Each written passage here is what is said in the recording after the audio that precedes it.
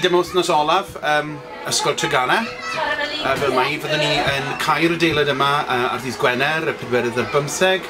Felly hefyd yn adeiladau ni dros dro lawr yn Ninian yn Tanreos. I ni'n gwybod fel ysgol a fel teulu addysgiadol bod hyn yn mynd i ddigwydd ers 5-6 mlynedd. Mae wedi rhoi cyfle i ni addasu ac esblygu i fod gobeithio yn ysgol arbennig newydd. Dyw ddim yn mynd i fod rhywbeth. Does dim modd i ysgol sydd â 600 a mwy o blant, bron 700 o blant, fod yr un peth ar ysgol fach yma efo 200 o blant. Ond o wybod dyna oedd natur yr ysgol newydd ac o gynllunio a pharatoi, dwi'n gobeithio bod ni wedi llwyddo i adeiladu ar seiliau Ysgol Treganna.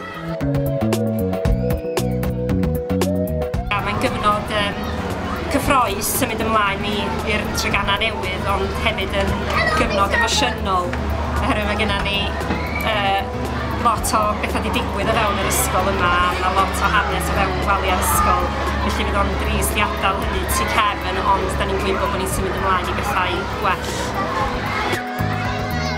Mae'r ffordd o gofio melys, yn fwy na dim byd arall, pa mor ystyrlon yw'r plant sydd yn tyfu allan o'r ysgol.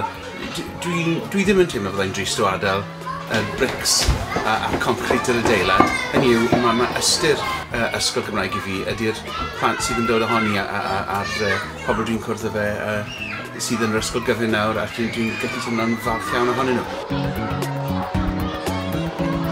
Sut mae'r plant yn teimlo ynglyn â symud? Maen nhw'n gyffroes iawn. Dwi'n meddwl mae'r dosbarth derbyn yn tipyn bach yn ansicr, ond da ni wedi gwneud lot o ymweliadau lawr ar safle efo nhw.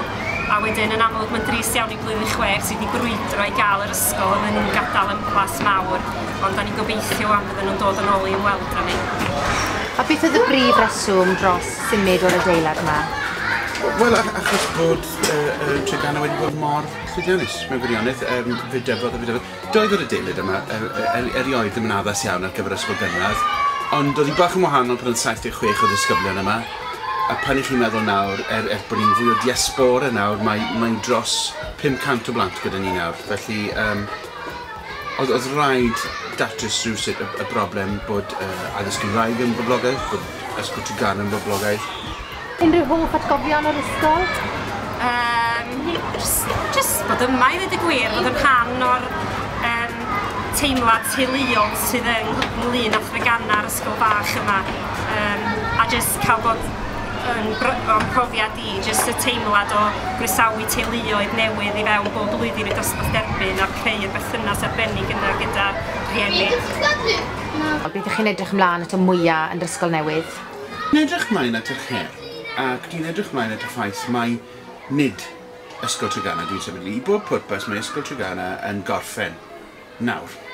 Ac mae'n dod i ben, ac mae iawn mae seiliadau, mae syniadau, mae wedi bod yn addysgu bob un ohono ni'n ddisgybl ac yn athrawon, ond nawr, dyma'r her nesaf, dyma'r 10 mlynedd nesaf wedi sicrhau bod yr Ysgol Treganna newydd mor boblogaidd a mor llwyddiannus a mor wych nes bod plant yn gadael moyn siarad Cymraeg, nes bod safon i addysg nhw gorau mae'n gallu bod, ac bod addysg Gymraeg yn yr ardal yma yn sicr yn ddiogel i fi cael cyflwyno fe i bod bynnag sydd yn dod ar ôl i yn bennaf.